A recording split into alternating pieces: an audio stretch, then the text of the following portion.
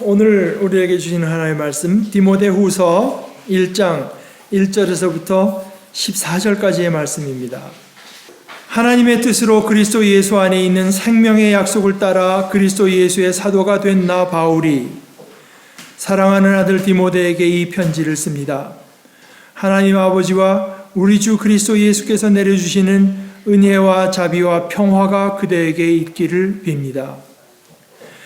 나는 밤낮으로 기도를 할 때 끊임없이 그대를 기억하면서 하나님께 감사를 드립니다. 나는 조상들을 본받아 깨끗한 양심으로 하나님을 섬깁니다. 나는 그대의 눈물을 기억하면서 그대를 보기를 원합니다. 그대를 만나봄으로 나는 기쁨이 충만해지고 싶습니다. 나는 그대 속에 있는 거짓 없는 믿음을 기억합니다. 그 믿음은 먼저 그대의 외할머니 로이스와 어머니 유니게 속에 깃들여 있었는데 그것이 그대 속에도 깃들여 있음을 나는 확신합니다. 이런 이유로 나는 그대를 일깨워서 그대가 나의 안수로 말미암아 그대 속에 간직하고 있는 하나님의 은사에 다시 불을 붙이게 하려고 합니다. 하나님께서는 우리에게 비겁함의 영을 주신 것이 아니라 능력과 사랑과 절제의 영을 주셨습니다. 그러므로 그대는 우리 주님에 대하여 증언하는 일이나 주님을 위하여 갇힌 몸이 된 나를 부끄러워하지 말고 하나님의 능력을 힘입어 복음을 위하여 고난을 함께 겪으십시오. 하나님께서 우리를 구원해 주시고 거룩한 부르심으로 불러주셨습니다. 그것은 우리의 행실을 따라 하신 것이 아니요 하나님의 계획과 은혜를 따라 하신 것입니다. 이 은혜는 영원전에 그리스도 예수 안에서 우리에게 주신 것인데 이제는 우리 구주 그리스도 예수께서 나타나심으로 환히 드러났습니다. 그리스도께서는 죽음을 피하시고 복음으로 생명과 썩지 않음을 환히 보이셨습니다. 나는 이 복음을 전하는 선포자와 사도와 교사로 임명을 받았습니다. 그러므로 나는 이런 고난을 당하면서도 부끄러워하지 않습니다. 나는 내가 믿어온 분을 잘 알고 있고 또 내가 맡은 것을 그분이 그날까지 지켜주실 수 있음을 확신합니다. 그대는 그리스도 예수 안에 있는 믿음과 사랑으로 나에게서 들은 건전한 말씀을 본보기로 삼고 우리 안에 살고 계시는 성령으로 말미암아 그 맡은 바 선한 것을 지키십시오. 하나님의 말씀입니다.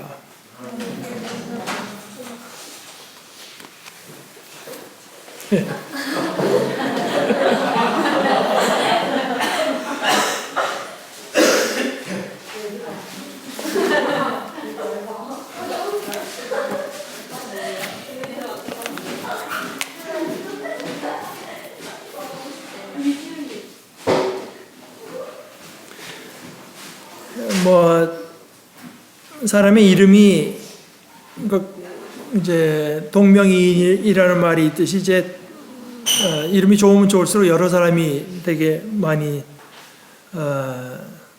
사용할 텐데 제 이름 같은 거는 부모님은 원망해서 하는 말이 아니라 이렇게 많이 쓰는 사람이 없습니다만은 그러나 이 디모데 이건 오늘에 와서는 이렇게 하는 사람 많지만 이스라엘에도 사실은 이제 오늘 우리가 말한 디모데 외에 또 다른 디모데도 있었습니다. 그런데 우리가 말한 이 디모데 이것은 지금 바울 사도가 디모데라고 하는 사람에게 이제 편지를 보낸 것인데 그것이 그 이름으로 되어 있는 것이 둘이 우리에게 전해지고 있고 오늘은 이제 그 두 번째 편지 사실은 이거 두 번째 쓴 건지 첫 번째 쓴 건지 잘 모릅니다. 그러나 전통적으로는 두 번째 편지로 되어 있고 이 디모데라고 하는 사람은 바울 사도가 다른 데서도 언급하기를 자신의 그 믿음의 아들이다 하고 여길 정도로 굉장히 친숙했고 친밀했고 인간적으로 친숙했을 뿐만 아니라 그 바울의 그 굉장히 충실한 동역자, 조력자였다고 하는 것이 편지에 여러 번 나타납니다. 사실은 오늘 디모데후서는 성경 전체를 통해서 가장 퍼스널합니다. 가장 하여간 친밀한 것을 이제 드러내는 성경인데, 이 편지를 이렇게 가만히 읽어보게 되면 이 편지를 쓴 목적이 뭐냐? 자기한테 오라는 겁니다. 보고 싶다는 거예요. 보고 싶다. 지금 바울 사도가 뭐 아무리 봐도 자기는 이제 곧 죽게 됐고 죽기 전에 너를 봤으면 좋겠다. 그게 이제 편지의 가장 큰 이제 쓰는 목적입니다. 겨울이 가기 전에 오라. 오기 전에 어느 집에 들러서 맡겨둔 책을 좀 가져와라. 그러니까 이게 바울 사도가 평생을 하나의 복음을 전하다가 지금 옥에 갇혀서 죽게 됐는데, 디모데서를 다 읽어보게 되면 참 그 멋있는 신앙의 고백이 나옵니다. 믿음의 길을 다 달리고 선한 싸움을 이제 싸우고 믿음을 지켰다. 이제는 주님께서 의로우신 재판장이 내게 영광의 멸관을 씌워줄 것밖에 남은 것이 없다고 말을 하는 그런 어떤 승리의 인생을 맞춰가면서 그런 말을 할 수 있는 인생이라고 하는 게 참 너무나 멋있지 않습니까?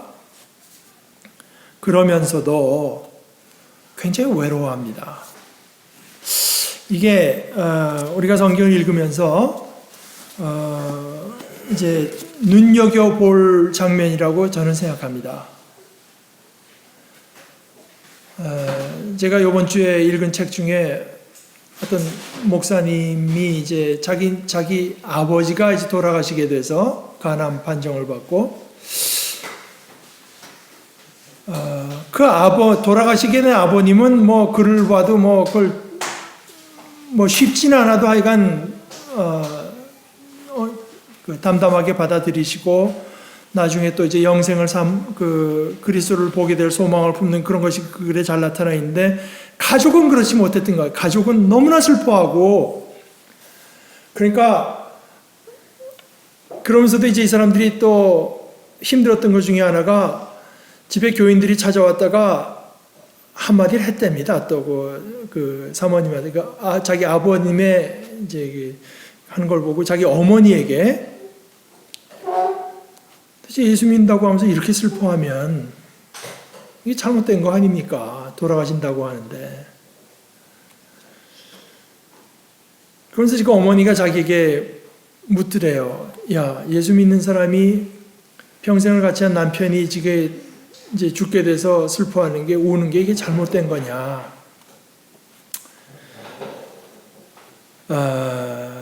또 그 어머니뿐만 아니라 자기들도 너무 슬퍼해서 아마 교인 중에도 그런 말을 한 사람이 있대나 봐요. 이게 뭐 목사님들도 이렇게 서러워하니 이게 뭐 평신도들은 어떻게 하려는 겁니까? 뭐 이제 이런 식의 이제 뭐 거진 질책에 가까운 말을 했던 것 같습니다. 그래서 이 사람이 그냥 어머니 말을 듣고는 너무 이제 기가 막혀서 나가서 이제 여러모로 성경의 거를 생각해보고 뭐 한 결과, 어머니 잘못된 게 아닙니다. 크리스찬이 자기가 사랑하는 사람을 잃게 됐다고 해서 슬퍼하는 것 절대로 잘못된 게 아닙니다. 우십시오. 뭐 그랬다고 하는 건데, 우리가 제가 이제 성경을 사랑하는 큰 이유 중에 하나가 거기 있는데, 제가 뭐 여러분들도 저랑 가까이 하시는 분들은 잘 아시겠지만은 저는 그 간증 같은 걸 별로 안 좋아합니다. 간증 같은 걸 별로 안 좋아하고 잘 찾아서 듣질 않아요. 간증 중에 물론 좋은 간증이 있고 제가 참 감동을 받은 간증도 많이 있습니다. 그러나 왠지 제가 들어온 간증 중에 많은 부분, 소위 신앙 간증이라고 해서 나와서 말씀하시는 분 중에 많은 부분은 성경보다 더 뜨거워서, 성경에서 말하는 신앙보다 더 믿음이 좋아서 그게 신뢰가 안 갑니다.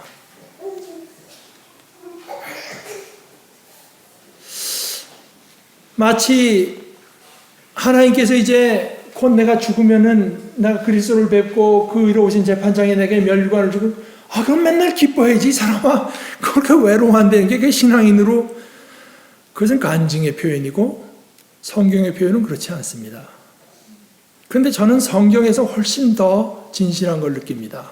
성경을 읽을 때는 그래, 그러면 나도 가능성이 있다 이렇게 느끼다가 간증하는 걸 듣게 되면 저건 난 자신 없는데 이런 생각만 들어요. 제가 신학교 다닐 때 뭐 리더십 뭐 이런 걸 하는데 무슨 책을 읽고 와서 하라고 하는데, 그때도 어떤 목사님이 뭐 미국에서 참 옥수수밖에 없는 데다가 그냥 교회가 들어설 비전을 가지고 해서 나중에는 교회가 들어섰다 뭐 이런 내용들이 이제 많은 것을 읽고, 리더십 시간에 뭐 북 리포트를 쓰라고 해서 그때는 뭐 솔직하게 제 생각을 해요. 저는 이런 간증을 보게 되면은 잘 되는 사람은 따로 있구나 하는 생각밖에 안 든다고. 그러니까 뭐 이런 거를 암만 읽어도 나도 그럼 이제 아무것도 없는 데 가서 뭐 이제 앞으로 이게 남산 여기 뭐 안 되지만 한 3년 지나고 나면 여기 한 30층짜리 건물이 있어서 그냥 교인이 한 30만 명이 몰려들고 이런 꿈을 꾸나. 암만 봐도 간증에는 그런 말이 많이 오가는데 성경에서는 그런 증거를 찾을 길이 없습니다. 제가 오늘 이제 책을 하나 갖고 왔는데, 김교신 씨 같은 이가 그런 말을 했어요. 언제 어느 날 이분이, 이게 1920년대, 30년대, 사실 이때 이제 활동했던 분인데요. 이분이 성경을 어느 날 읽다가 이사야서를 읽으면서 목숨을 바쳐서 말하자면 충성하고 일했는데 성공 못한 선배 중에 이사야 같은 사람이 있는 것을 볼 때 굉장히 마음이 든든해진다. 그래서 이제 제가 좋아하는 목사님 한 분도 이 경건서적, 간증 이런 것은 조심해야 된다. 그냥 많은 이야기나 서적이나 간증이 그냥 영어로만 여러분을 강하게 만드는 것이 아니라 it will weaken you. 또 신앙의 모습에서 인위적으로 만들어 놓았던 신앙, 성경이 보여주는 신앙의 모습이 아니라 인위적인 모습으로 왜곡시킬 가능성이 참 많이 있습니다. 바울 사도가 사실 이 편지 하나를 쓰면서 와라. 이게 뭐 신앙인의 모습이야. 너는 너 있는 데서 충성을 다해라. 나는 여기서 죽도록 충성할 테니까 우리가 천국 가서 만나자. 이래야 신앙의 모습 아닌가? 뭐 바쁜 사람 지금 오는 옛날 뭐 KTX 타고 오는 것도 아니고 며칠을 걸려서 와서 바울 사도 한번 만나자고 여기 그러거든요. 나는 그대의 눈물을 기억하면서 그대를 보기를 원합니다. 이 편지의 제일 중요한 내용입니다. 보고 싶다는 거예요. 보고 싶다. 그대를 만나보므로 나는 기쁨이 충만해지고 싶다. 물론 그것만은 아닙니다. 모였을 때, 만났을 때, 뭐 은사를 하고 너를 더 담대한 어떤 신앙의 모습으로 하는 일에 내가 좀 돕고 싶다는 것도 물론 있죠. 그러나 그런 어떤 신앙적인 비즈니스를 위해서 너를 보겠다고 하는 것이 아니라 그냥 보고 싶다는 겁니다. 보고 싶다고 하는 것으로서 그 이유가 그대의 눈물을 기억한다는 거예요. 너와 같이 있는 동안에 네가 그 흘리던 눈물을 기억하니까 너무나 보고 싶단 말이에요. 너를 너무나 보고 싶다. 이런 것에서 이제 생각나는 것은 이것입니다. 제가 늘 생각하는 프레임 중에 하나가 인간적인 것과 신앙적인 것. 이게 제 생각에는 제가 여태까지 관찰해 본 바로는 소위 말하는 보수적인 신앙에서는 인간적인 걸 포기해야 신앙적인 것으로 이제 어느 정도 인간적이지 않아야 뭔가 좀 신앙적인 것으로 생각하는 경향이 있는 것 같고, 또 소위 이제 너무 뭐 사회 참여주의나 이런 걸 강조하는 입장에서는 너무 신앙하는 것보다 그걸 좀 포기하고라도 인간적인 면모를 굉장히 좋아하는 그런 경향이 있는 것 같다. 이건 뭐 제 순전히 이게 제가 여태까지 겪어온 그 개인적인 접촉을 통한 제 순전한 그 느낌입니다만은, 그러나 이런 데서 제가 성경에서 찾는 것은 뭐냐? 가장 신앙의 길을 걸어갈 때 가장 인간적인 모습이 드러난다. 우리가 참으로 정말 인간적인 모습을 가지는 것은 신앙을 통한 길밖에는 없다. 물론 신앙을 잘못 가지게 되면 인간성을 왜곡할 수 있는 것은 틀림없습니다. 그 증거를 저는 너무나 많이 보고 있다고 생각해요. 그러나 그것은 어디까지나 신앙을 잘못 이해했고 자기 나름대로 왜곡했기 때문이지, 그것이 신앙의 본 모습은 결코 아닙니다. 그대의 눈물을 기억하면서 그대를 보기를 원하고 그대를 만나봄으로 나는 기쁨이 충만해지고 싶다. 그러면서 여기 참 멋있는 말이, 나는 그대 속에 있는 거짓 없는 믿음을 기억합니다. 이 표현을 사실은 교회에서 잘 쓰는 표현이 아닙니다. 거짓 없는 믿음. 거짓 없는 믿음. 교회에서 많이 강조되는 것은 큰 믿음, 확고한 믿음, 이런 것일 줄 모르나 거짓 없는 믿음. 사실은 거짓 없는 믿음을 가지고 진실한 모습을 보여준 사람이 이제 죽을 것이 얼마 안 남았을 때 그 모습 때문에 점점 사무치게 보고 싶어지는 거예요. 근데 여러분 생각해 보십시오. 천국이라고 하는 것이 서로 그렇게 사모하는 사람, 서로 이렇게 보고 싶어 하는 사람의 모인 데가 아니면 어떤 데겠습니까? 천국에 가서 그 천국에 가는 선교 사업이 최소한 별로 없을 거 아닙니까? 어디 가서 전도해야 되겠다 이런 거 없겠죠? 거기 가서는 서로 인간적인 모습이 온전히 회복돼서 서로 간에 보고 싶고 서로 간에 그리워하고 서로 간에 사모하고 서로를 통해서는 얼마든지 흉금을 터놓고 지내놓을 수 있는 데가 천국의 모습이고, 그렇게 본다면 여기에는 어느 정도 이미 천국의 맛을 보고 있는 모습이 드러나고 있다고 볼 수 있습니다. 그러면서 아까 말씀드린 것처럼 그것만은 물론 아니고, 그렇게 할 수 있는 것은 우리가 그리스도께 속해 있기 때문입니다. 제가 아까 말씀드린 것처럼 우리가 인간적인 인간성을 온전히 회복하는 것은 신앙을 통해서, 그리스도와의 관계를 통해서 가능하다고 하는 것이 제 말씀인데요. 아까 말씀드린 지금 간암에 걸려서 돌아가시게 된 목사님의 얘기가 그겁니다. 누가 와서 이제 무슨 얘기를 하니까, 여러분들 이제 앞으로 여러분들은 어떻게 생각하고 계셨는지 모르겠어요. 어떤 교인이 와서 무슨 얘기를 하니까 목사님이 그에게 그렇게 대답하십니다.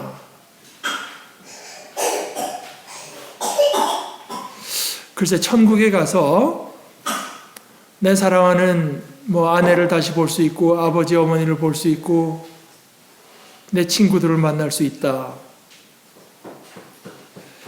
그게 사실일까? 그 사람이 그분이 그런 얘기를 해요. 천국이 그런 데일까? 천국이라고 하는 것이 지금 우리가 누리는 좋은 순간들이 영원히 지속되는 데일까?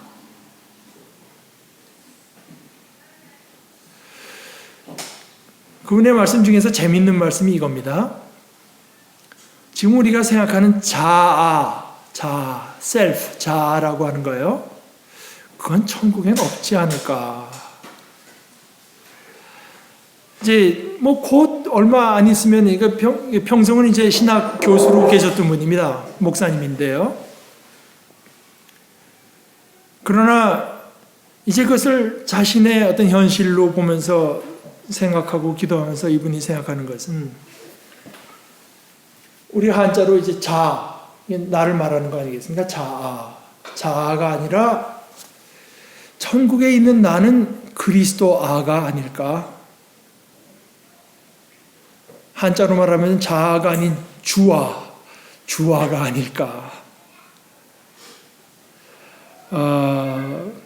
나는 나되 그리스도와 온전한 연합이 이루어져서 생겨진 다른 형태의 나가 아니겠느냐.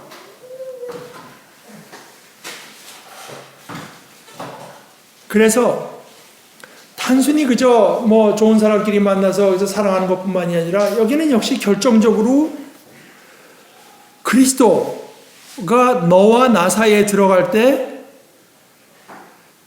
너와 나 사이에 그리스도가 들어갈 때 진정 너와 나는 하나가 된다. 참 수수께끼 같은 말이 뭐 하나 더 들어가는데 어떻게 더 가까워지나 할 수 있을지 모르지만 여러분 한번 이런 생각을 해보세요. 여러분 친구나 누구 만나면 되게 화제라고 하는 게 있죠. 뭐 스포츠 얘기를 주로 하는 사람도 있을 수 있고, 뭐 비즈니스 얘기를 할 수도 있겠고, 돈 얘기할 수 있고, 연예인 얘기할 수 있고, TV 프로그램 얘기할 수 있고, 공부하는 학문적인 얘기를 할 수도 있을 겁니다. 뭐를 중간에 두고 만나는가에 따라서 그 펀을 얻기 위해서 만날 수도 있겠죠. 뭐를 중간에 두고 만나는가에 따라서 그 사람과 나와의 관계가 어느 정도는 결정됩니다. 너와 내가 참 진정한 의미에서 인간적인 관계를 회복하는 것은 우리의 창조주가 되시는 하나님을 우리들이 함께 나눌 때뿐이다. 그래서 이제 디모데에게 바울 사도가 자기의 인간적인 소회를 말을 하고 Now, let's go down to business. 이제 사업 얘기를 하자. 이것이 아니라 그가 뗄 수 없이 너를 그렇게 보고 싶다고 하는 말을 하면서 이제는 복음 전도자로서의 디모데에게 말을 하는 것입니다. 바울 사도가 복음 전도자인 것처럼 디모데도 역시 복음 전도자로 따라 나섰습니다. 바울 사도를 따라서. 그런데 이 복음은 물론 가장 귀한 말씀이고 너무나 거룩한 사명을 받았기는 한데, 오늘 아까 제가 말씀드린 것처럼 성경의 참 어떤 현실적인 모습이 뭐냐, 복음 전도자가 겪을 수 있는 것 중에 하나가 부끄러움이 있습니다. 부끄러움.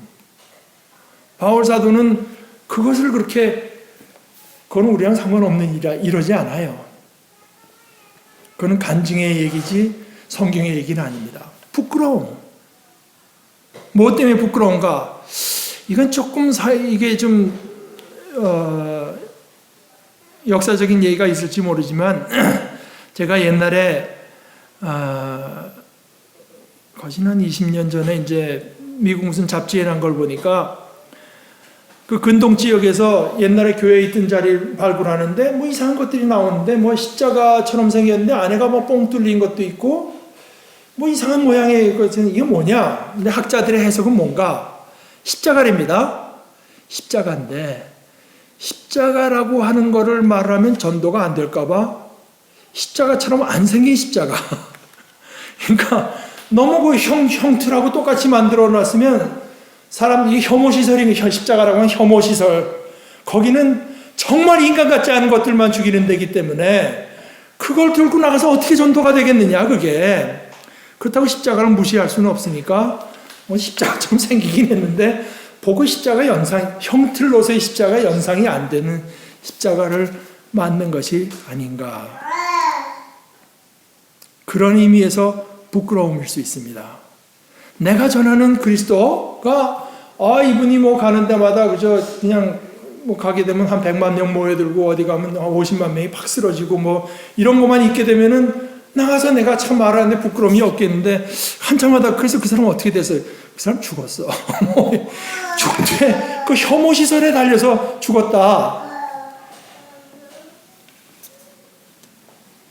그래서 우리 주님에 대해서 증언하는 일을 부끄러워하지 말라.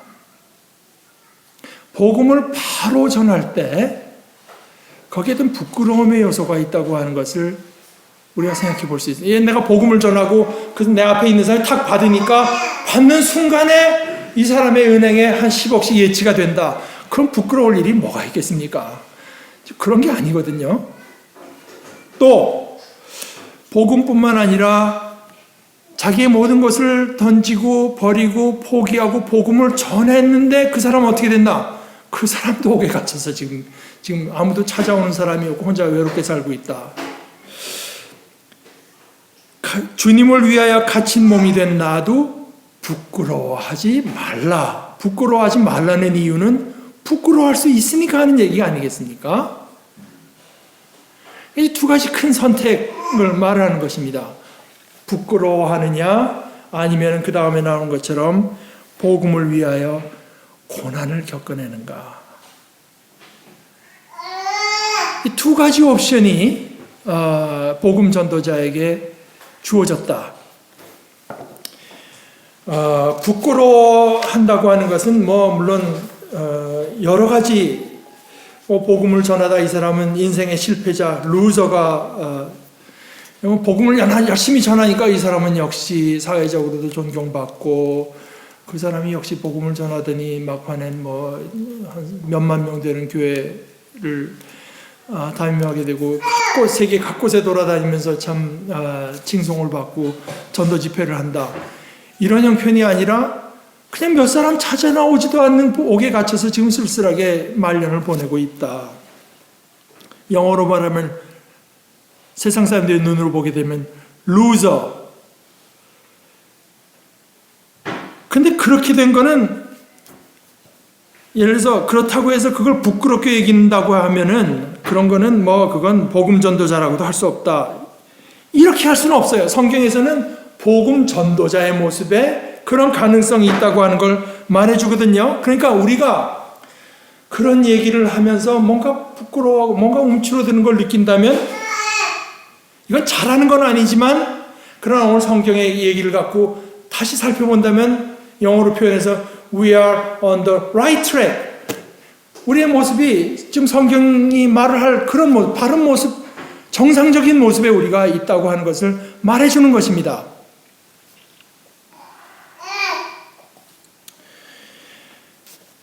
그 예수의 일이 우리에게 얼마나 중요한 일인지, 얼마나 중심된 일인지를 말을 하는 것은 사실은 그 쉬운 일이 아닙니다. 제가 좋아하는 목사님 얘기대로 아마 우리가 겪는 어려운 일 중에 제일 어려운 중에 하나는 말하는 거다. 말하는 거. 내가 말재주가 없어서가 아니라 단순히 둘만 있을 때도 저는 아직도 와이프랑 말하는 게 그렇게 힘듭니다. 걔 밥 먹어서 이런 얘기는 쉽죠. 오늘 저녁 뭐 먹을 거야? 이런 얘기도 쉽죠.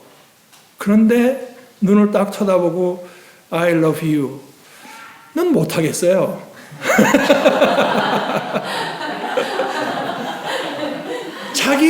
자기 중심에 있는 정말 중요한 얘기를 하는 것처럼 어려운 건 없습니다. 사실은. 그렇지 않습니까? 우리 영화를 만들 때도 이 준석이가 며칠 밤 그냥 새다시피 해서 시나리오를 만들었어요. 그리고 촬영을 하는데 그 마이크가 예민해가지고 저기서 몇 사람이 자기 말하는 것도 여기 다 들어가니까 이제 찍으려면 조용히 해주세요 하는 얘기를 해야 되는데 그래서 준석이한테 네가 감독이니까 그 얘기를 해라. 우리 지금 찍을 테니까 좀 조용히 해주세요. 얘가 이 얘기를 못하는 거라. 이 얘기를 못해요. 야, 네가 감독이니까 너 해야 돼. 그냥 별 얘기 아니고 그냥 조용히 해달라고 말만 하면 그 얘기를 못해요. 그러니까 며칠은 새지만 자기한테 중요한 얘기를 하는 건 그보다 더 힘듭니다. 복음이라고 하는 것이 별거 아닌 것처럼 이 세상에 좋은 것 주는 것처럼 말하면 말하기 쉽죠. 그러나 이것이 얼마나 중요한 문제인가? 나에게서 예수 그리스도는 어떤 존재인가? 이 진심을 말을 하는 것은 누구에게도 쉬운 일이 아닙니다. 그냥 앉아서 친구들끼리 앉아서 예수 얘기를 끝낼 생각이 없으면 한 2시간 유현진 얘기하고 무슨 한나라나 얘기하고 검찰총장 얘기하고 몇 시간 그저 말밥 삼아서 즐겁게 지내다 오면 되는데 여기서 이제 찬스를 봐서 내가 요즘 신앙을 갖게 되는데 이게 어떤가를 말을 하려고 하면은 그때부터 이제 가슴이 콩닥콩닥 뛰기 시작하고 언제 찬스를 봐서 무슨 얘기를 꺼내야 되나, 얘기를 하면은 분위기가 어떻게 이상하게 되려나, 뭐 이런 걸 다 감수해야 됩니다. 그것을 해소해버리지 말라는 거예요. 부끄러움이 있다고 하는 것을 물론 그대로 가면 곤란하겠지만 우선 그대로 가지 않고 극복하려면, 해소하지 않고 극복하려면 먼저 그걸 인정해야 됩니다. 인정해야 돼요. 내게 그 부끄러울 수 있다고 하는 것을 바울 사도가 인정하잖아요. 이것이 평소에 봐오던 디모데의 모습에 그런 좀 뭔가 소극적인 모습이 있어서 그런 건지, 아니면은 디모데는 그렇지 않았는데 뭐 일반적으로 복음 전도에 이런 어려움이 있다고 하는 얘기를 하려고 하는 건지는 모르겠습니다만은 어떤 경우라고 하더라도 마찬가지입니다.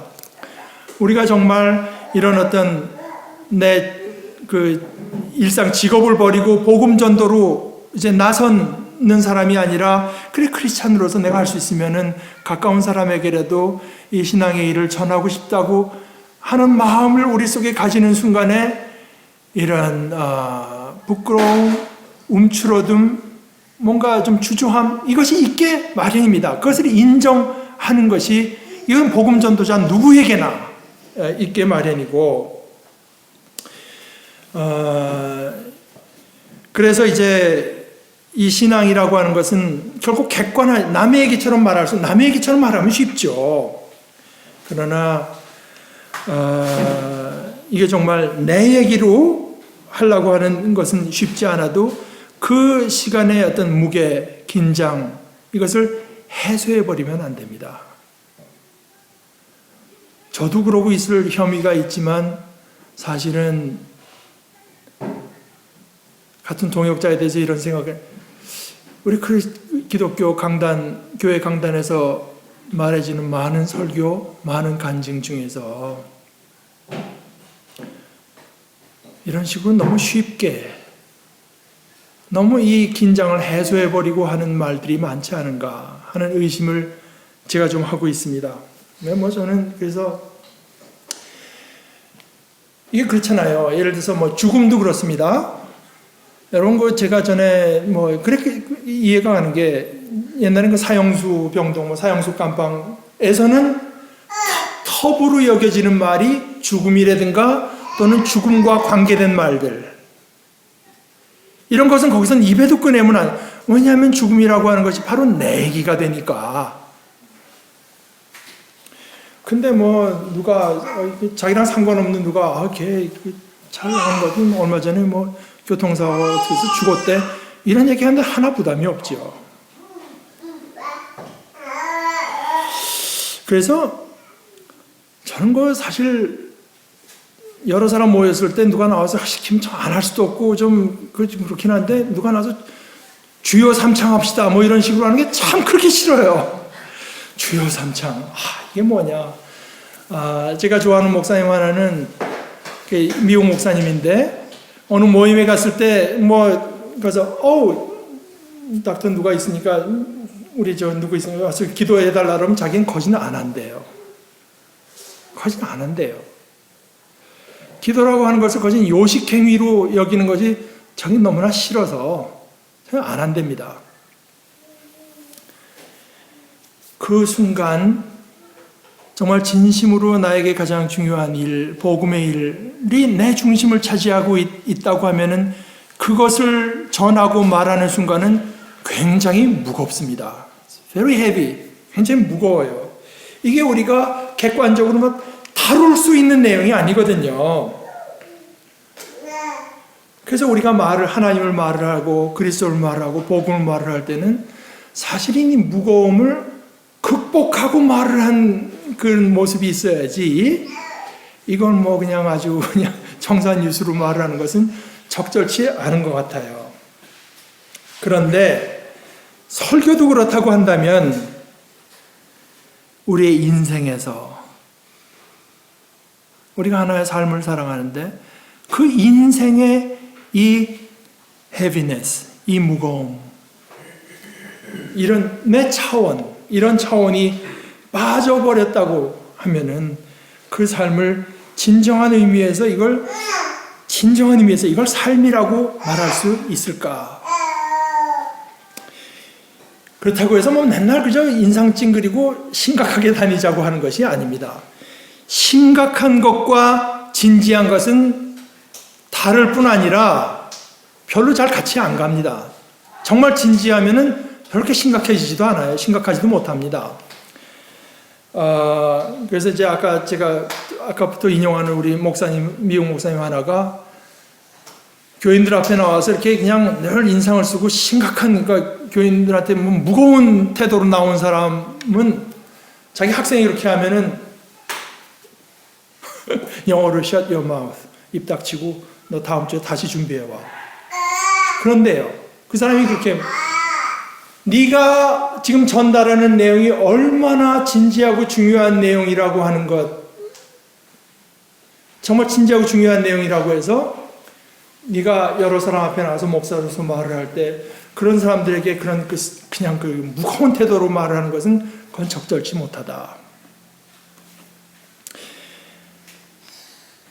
그러니까 그렇게 나타나는 심각성도 아니면서 또 하나 경박하지는 물론 말아야 되죠.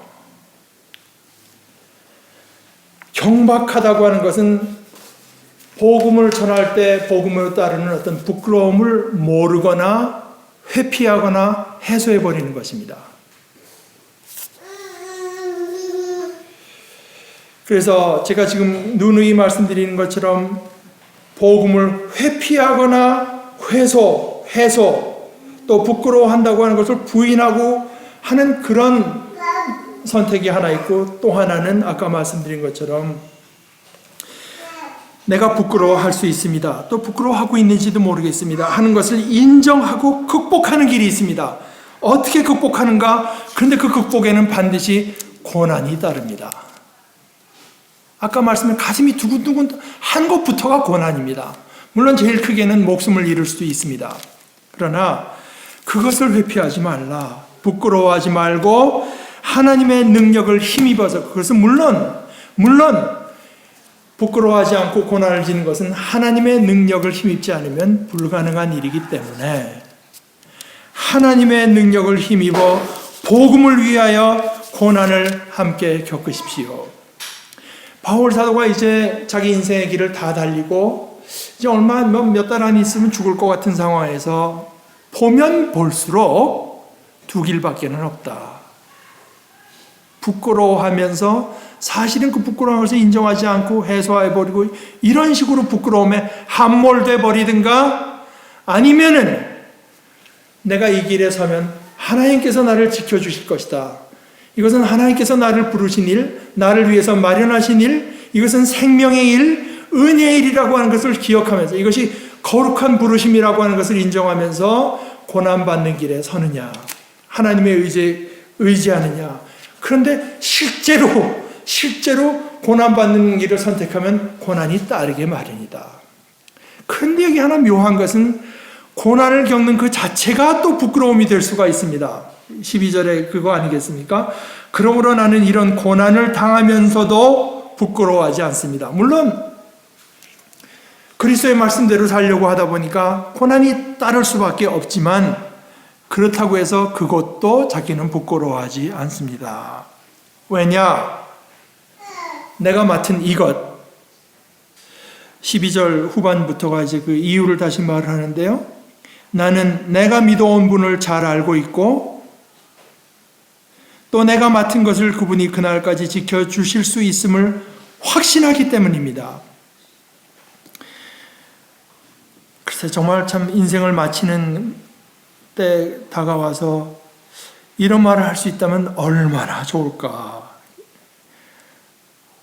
나는 내가 믿어온 분을 이제는 잘 압니다. 또 내가 맡은 것, 이것은 복음이겠죠. 그러나 이제 같은 성경의 말씀을 바꿔서 번역해도 똑같이 맞는데요. 내가 그분에게 맡긴 것, 그것은 자기 생명, 자기 자신, 자기 영혼일 것입니다. 그러니까 어떤 길이건 간에 그것을 그분이 그날까지 지켜주실 수 있음을 확신합니다. 그의 손에다 맡겨. 그러니까 이 부끄러움에 함몰되고 부끄러워하고 그것을 해소하는 식으로건 회피하는 식으로건 그것에 머물러 있는 것은 내가 내 자신을 어떻게 하든지 안전하게 보호하겠다고 하는 것이고, 이 길에는 그런 보장이 없어요. 하나님의 손에 맡기는 것인데 누구 손에 맡기겠는가 말입니다. 내 영혼을 이제 얼마 안 있으면 죽을 내 손에다 맡기겠는가, 하나님의 손에다 맡기겠는가.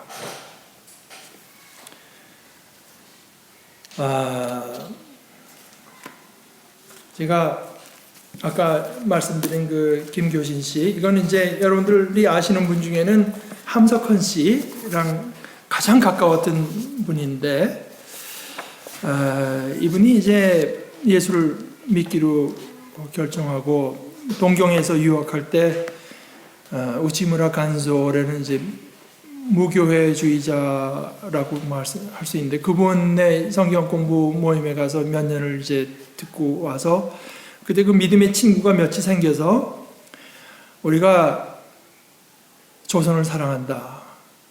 우리에게 조선은 뭐 너무나 귀하다. 그런데 이 조선만큼 귀한 것은 또 성경이다. 그럼 어떻게 할까?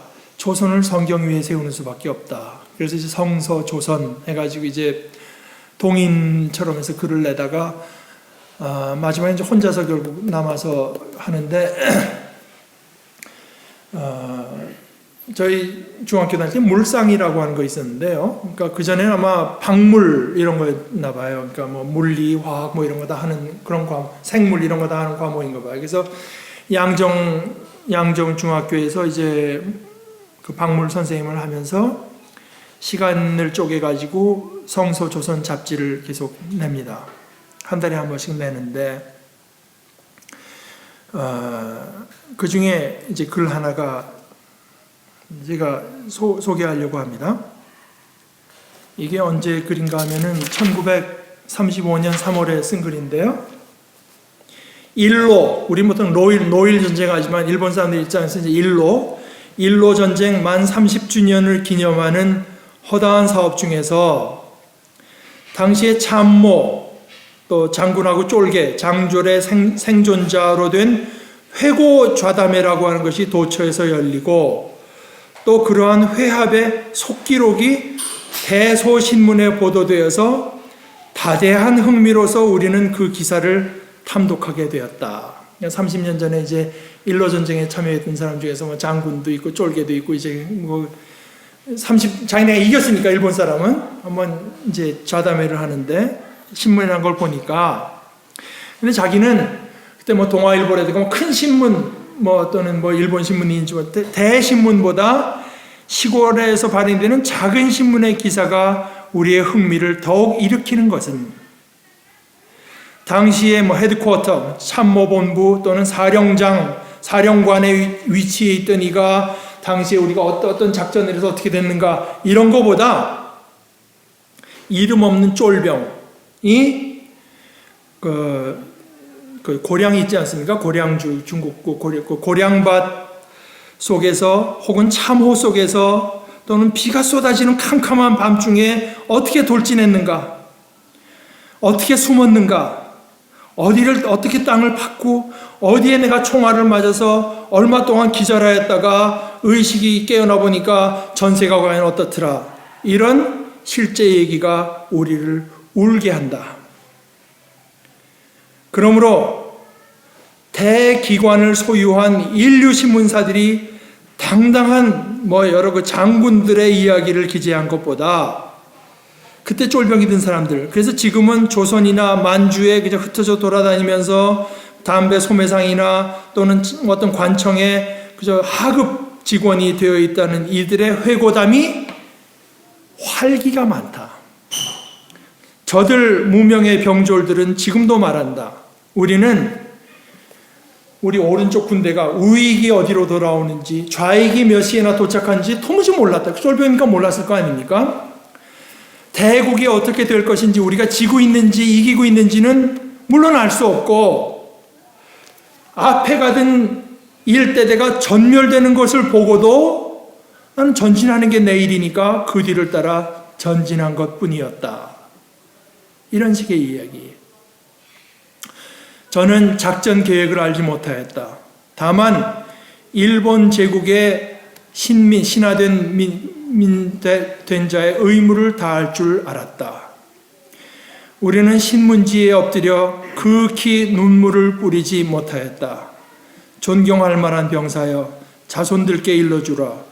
온 세상에 자랑하라. 그대들의 혁혁한 생애를. 그러니까 이 사람이 이제 우찌무라 간소를 따른다고 해서 사람들이 막 비난할 때도 그 사람은 일본 사람이니까 일본을 사랑하는 게 당연하고 나는 그것을 존경하는 것이지 어떻게 우찌무라들은 한국을 그 마음으로 내가 조선을 사랑하면 되는 거다. 뭐 그런 입장이거든요.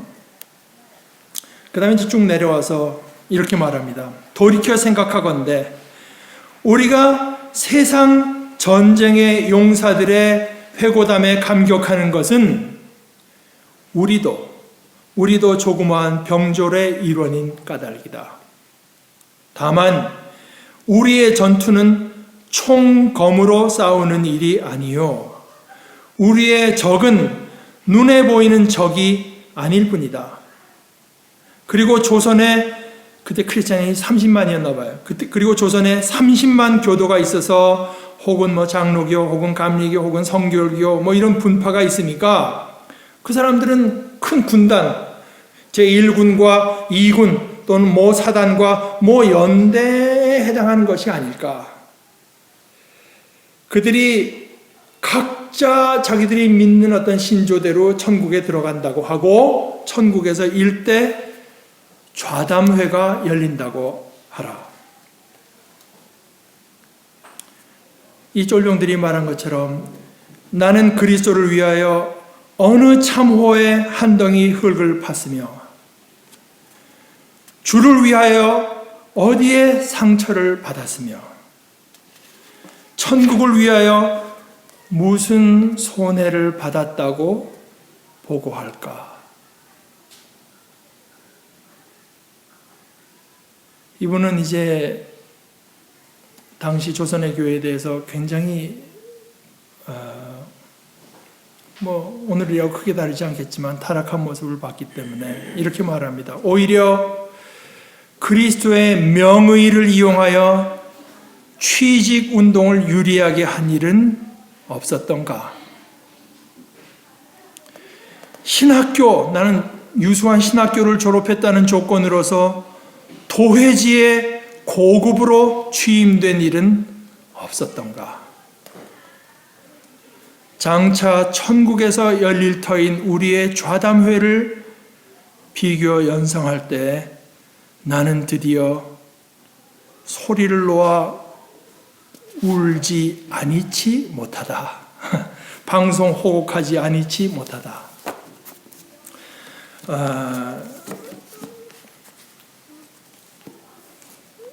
오늘 바울사도가 자기가 가장 사랑하는 디모데에게 자기 인생을 다 달리면서 하는 충고, 하나님의 손에 의지하고 고난을 겪어라. 뿐만 아니라 고난을 함께 겪어라. 나와 함께 겪으라는 뜻입니다. 나와 함께. 그러니까 이것은 자기는 쏙 빠지면서 너는 고난의 길을 가 하는 것이 아니라 내가 겪어보니까 이 길처럼 복된 길은 없다. 이 길 외에 복된 길은 없다 하는 확신에서 하는 말입니다. 복된 과정에 우리들도 다 참 들어갈 수 있기를 하나님께서 그렇게 자비를 베풀어 주시기를 바랍니다.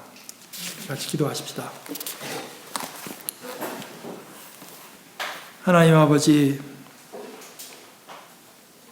하나님께서 주신 이 생명의 복음, 그러나 너무나 귀하고도 또 너무나 큰 사랑의 말씀이기 때문에 이 복음을 생각하고 전하는 일이 저희들에게는 참 부담스럽기도 하고 어렵기도 하고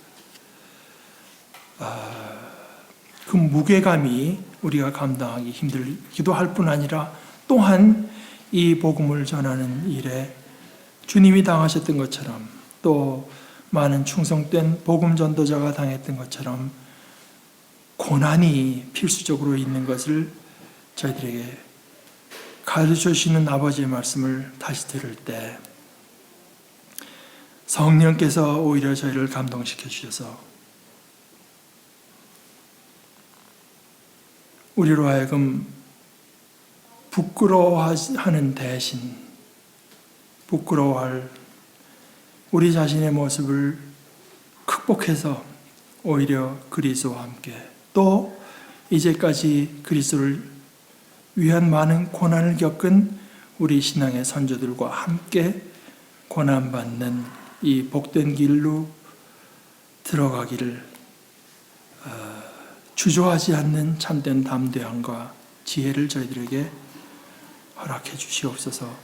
예수님의 이름으로 기도드리옵나이다.